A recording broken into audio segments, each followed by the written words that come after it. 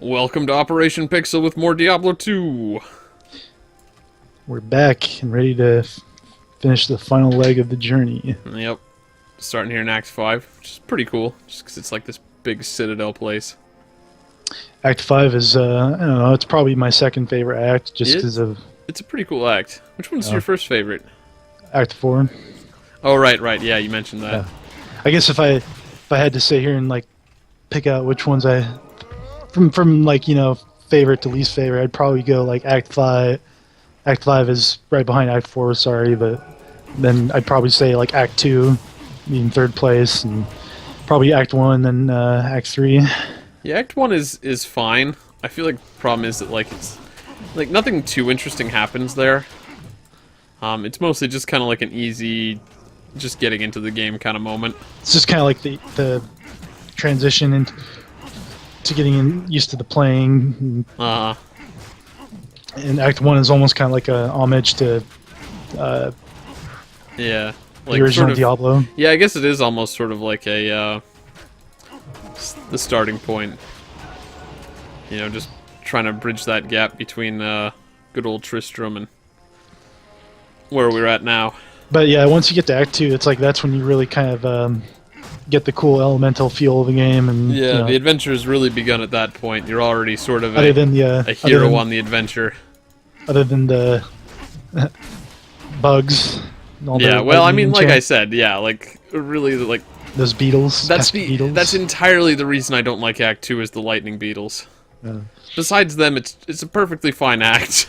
I just don't like the lightning beetles, 'cause especially on a annoying. melee character. You have to be right in their face. They Right, take a as few annoying hits as every the, time you hit them. They half kill you with lightning damage. As annoying as the beetle maggot layer is, it's still kind of interesting first time you go through it. Like I said, there's nothing really wrong with Act 2. There's a lot of interesting stuff there, and like I said, it's sort of like Act 1 is sort of establishing yourself. Like you're like, oh hey, I'm a hero. I can do heroic things, and I'm a fairly strong character now to go out and fight evil. Yep. And so in Act 2, you start fighting evil. And because the story in Diablo 2 is actually pretty dang good. Anybody who plays it should actually enjoy the story. Yeah. But I feel like at the very least, I mean, obviously Diablo 1, especially in multiplayer, didn't have a lot of story. right, There was a fair amount of story there if you play through it single player. yeah, you do miss out a lot on the. I mean, it's still not especially heavy on story. It's mostly about just going into this dark, creepy catacombs and battling it out with the forces of evil. They take a pretty simple story and make something pretty good out of it. Yeah. Which, a lot of games do. Not so much nowadays. They could have easily overcomplicated it by trying to make it like any typical RPG and having a lot of story and bloating it, and wouldn't have How really many worked. RPGs back then were super heavy on story? Yeah. Might have been why a lot of them were really good. Yeah, there's something to be said once you're talking about game design about the difference between an arcade kind of experience, where you just kind of play the game and enjoy for the gameplay feel of it, as opposed to a lot of these games nowadays, which I feel like they have less replayability because they're so dependent on their story for generating interest. Right, and it's all And about so it's even if the story is good, you're not sure if you want to play through it 18 times because it's well, I've already played the story. I already know everything that's going to happen. right. There's kind of something satisfying about things like Diablo 2 here, where you just kill stuff, get loot, Yeah, definitely. level up, get skills, and then take on these beefy enemies. I mean, the combat system is, I think we mentioned before, it's a little simple.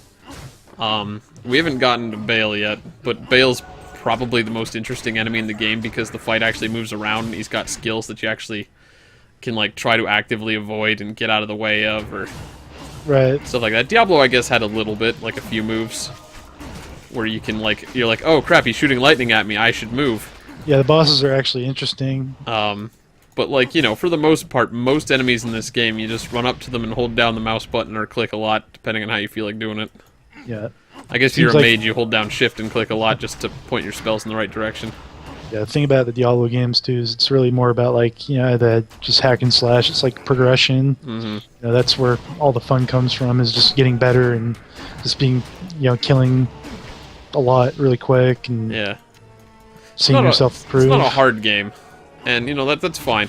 I just feel like I can see why some people wouldn't enjoy it, especially in this age. The time it came out, this is still pretty solid, but like at least nowadays, it's like I'm not sure if you could get away too much with games where you just go in and press like one button, just click a Right. lot, and then like, well, I hope the boss dies before I do. Plus, if they did that anyway, people would just say, "Oh, hey, that's a ripoff of Diablo 2," or "That's a ripoff of this game or that game." Yeah. Also, additionally, like I guess it's not quite fair to say that most of the battles are just clicking on stuff, because like we're sort of plowing through hundreds of enemies here, Uh, and this is certainly a different experience than well, I just the mean like opposite end of the spectrum. If we were like actually having to try. yeah, imagine if like each enemy individually you did have to care about like knowing their attacks and avoiding them. Oh yeah, that's what This would be really slow and kind of like, yeah. I mean, it'd be more interesting from a gameplay perspective, but it'd also be like, a lot more like kind of annoying. Mm. Just because then you'd have to like actually like actively, constantly just be like, oh crap, here comes But that those, move again, and I'll dodge out of that way, and then there's like only 10,000 more enemies to plow through. Yeah, for those curious, we just stopped the siege on Harrogath. Yeah, Little it was barbarian under city. attack by that army there, the catapults, and so we just besieged the besiegers. Yeah, we were pretty good at stopping that siege. Yeah, man, we just like we were But, sitting here like not even like talking about what was going on in the game, just murdering. Yeah, and that's why everything. it's a good thing we're doing this playthrough on normal. We could very easily do a playthrough like on a higher difficulty, but the truth is, that's when things really start getting tricky. Yeah, And that's where it's definitely beneficial to have someone with you, because, like, even like case in point, like, if you're doing single player and you're on like a melee character in hell difficulty, it's dang near impossible without, some sort of, new gear, some sort of really good items to kind of Yeah. like help your character get through. I mean, you're gonna have trouble finding that stuff. TJ and I Yeah. were talking about that between episodes quite a bit.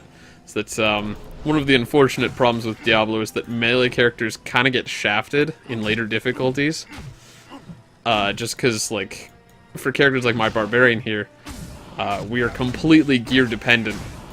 So if I don't find sweet equipment, I'm basically useless. Yeah. Like, Well, you still got that neat BO. yeah, I mean, I got that sweet BO, and that's never going away. But like, that's not gonna save me. I'm still gonna be sitting there looking at a guy for like 3 hours while I slowly chip away at his health and hope that I have more lifesteal than he has damage. Yeah. And the truth is, I mean, really, the only way you can counter that is to, again, like farm. If it's really like the transition from nightmare to hell. I mean, normal to nightmare, you notice a difference, but usually, the non, common Joe player will, be smart enough to know that you should probably kill the, final boss at least a few times to try to get better equipment before Yeah. you go on to the next difficulty. But Well, again, like I said, that's probably one of the bigger problems with Diablo. Is it's sort of, especially for melee characters where you're so dependent on gear, you really have to spend like a lot of time like grinding and stuff like that to kind of make sure you're up to snuff with the circumstances that come in higher difficulties. and I mean, if you're playing a Diablo game, it's like going in, it's like you're going to be grinding, but for those people who aren't used to Diablo, it's kind Well, of you like say that, but I mean, like Diablo 1, obviously we did a fair amount of grinding to get better equipment, and that works if you're doing multiplayer, but on single player you can't grind at all. yeah, So if you're relying on grinding in Diablo 1, you are screwed. uh,